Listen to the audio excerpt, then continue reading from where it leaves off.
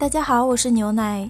接上集讲到，萧炎的灵魂晋升天境大圆满，遨游天际之时，意外碰上魂殿殿主，最终被神秘木牛童相救。压一下自己狂跳的心脏，萧炎暗自感慨，虽说灵魂力量的对拼，自己并不会太逊色于魂殿殿主，但他们之间本体实力的差距还是太大了。好在这次有高人相救，否则怕是真的凶多吉少了。不过这高人是谁，又为什么帮助自己呢？如果能查明他的身份就好了。萧炎想把对方搞到自己麾下，这样一来，争夺净莲妖火时就又能提高不少的胜算。说起净莲妖火，萧炎有预感，将士或许就在这几天了。抬手摸了摸自己的额头，想到自己发现净莲妖火时脑子里激动万分的奇异光团，萧炎就很无奈。10多年来费了他9牛2虎之力，就这？甩了甩头，萧炎站起身来，心念一动就召唤出了自己的灵魂体。看着面前同自己一般无二的人影时，萧炎冲着面前的萧炎伸手道：多多关照。紫妍等人赶到时，看见的就是这么一副略显诡异的场景。等众人狠狠地感慨完这道灵魂分身以后，萧炎才同他们讲起了之前发生的事情。经过一番激烈的讨论，又确定完后续安排，众人这才各自散去。唯有药老留在最后，将他与大长老一同炼制的9品宝丹9阴黄泉丹交给萧炎。4天后，星陨阁坐镇于一棵参天巨树之上的萧炎猛地睁开双眼，就见天空上竟然出现了2轮弯月，弯月同现，9星一体，天地潮汐，妖火降世，一切都同古图预言完全一致。压下脑中神秘光团的异动，萧炎立即召集人马前往净莲妖火的降世之地。虽然小丹塔的大长老、火云老祖以及花宗的清华二仙他们早已经准备好了，但整合大部队人马还是浪费了一点时间的。因此萧炎他们赶到时，已经有少部分强者在现场了。净莲妖火不愧是异火榜上排名第3的异火，萧炎几天前才到过的崇山峻岭，此时已然变成了一片巨大沙漠，而这仅仅只是封印净莲妖火的空间里溢散出来的余温造成的。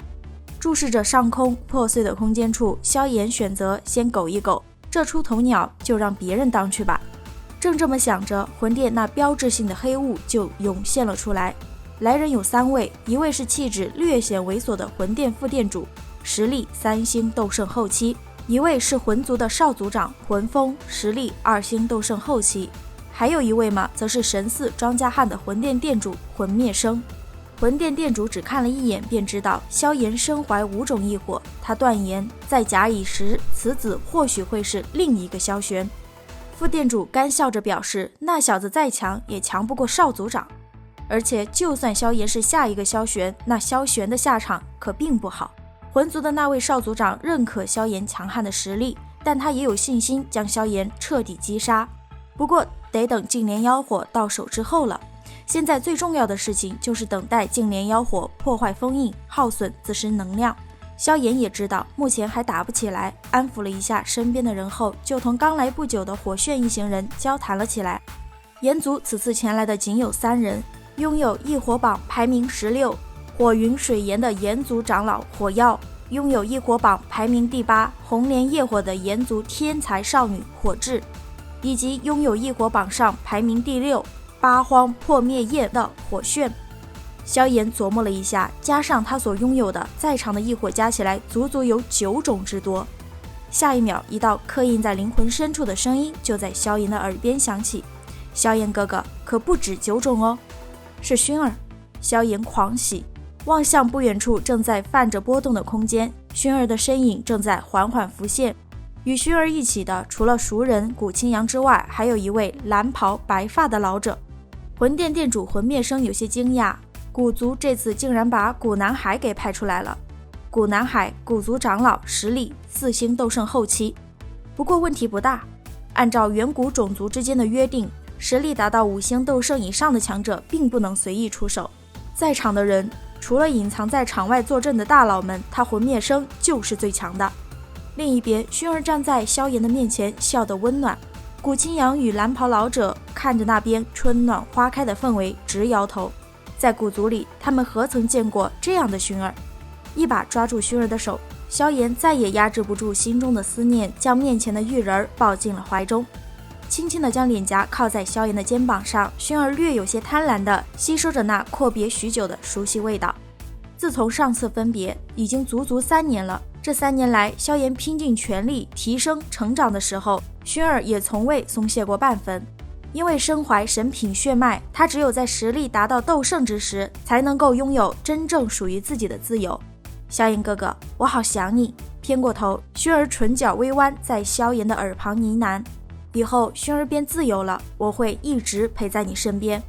听得此话，萧炎怔愣了1秒后，将脸半埋在了薰儿的发丝里，直到一旁的古清扬看不下去了，开口吐槽，薰儿才红着脸从萧炎的怀中退出，恭敬地冲着药老行了一个晚辈礼。薰儿有些歉然地请药老不要记挂以往的事，毕竟当时他怀疑药老对萧炎不怀好意。药老洒脱一笑，表示他不会在意这种小事的。再说了，有薰儿这样的徒媳妇，他高兴还来不及呢。萧炎也跟着笑了笑，随后才同薰儿介绍子言他们。薰儿也将古南海介绍了一下。从古南海口中，萧炎得知古族其实并不十分在意净莲妖火被谁收服，只要它不落在魂族的手中便好。再说了，就净莲妖火的实力，这世间也没有几人能将其降服，更别说净莲妖火出世的时间有限。净莲妖圣设置的空间封印，只要稍稍缓缓，便是会自动吸收天地能量，再度修复，进而继续将净莲妖火封印。薰儿提醒萧炎一定要小心同样拥有着魂族神品血脉的少族长魂风，此人擅长越级战斗，出手极其狠辣无情，就连魂族的一些长老都很忌惮他。目光在那名为魂风的男子身上瞟了瞟，萧炎缓缓点头，随后问出了一个他很疑惑的问题：为什么远古种族派来的人这么少，最多也就3个而已？古清扬看了看萧炎身后的大军，无奈地摇头。那片空间经过净莲妖火数千年的经营，早已是龙潭虎穴，就算是半圣强者进入其中，也堪堪能够保命而已。闻言，萧炎与药老他们都愣住了。还好有薰儿他们提醒，不然此行造成的损失将会无比惨重。随着时间的推移，越来越多的强者被此地的异象吸引而来。雷族、石族到场后不久，药族的人也到了，一男一女一老，共3人。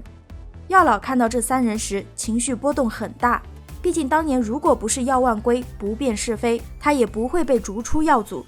好了，本期分享就到此结束了。视频都看到这里了，给牛奶点个赞吧。订阅了的朋友记得开启小铃铛哟，这样就不会错过牛奶的更新啦。感谢您的耐心观看，拜拜，下期再见。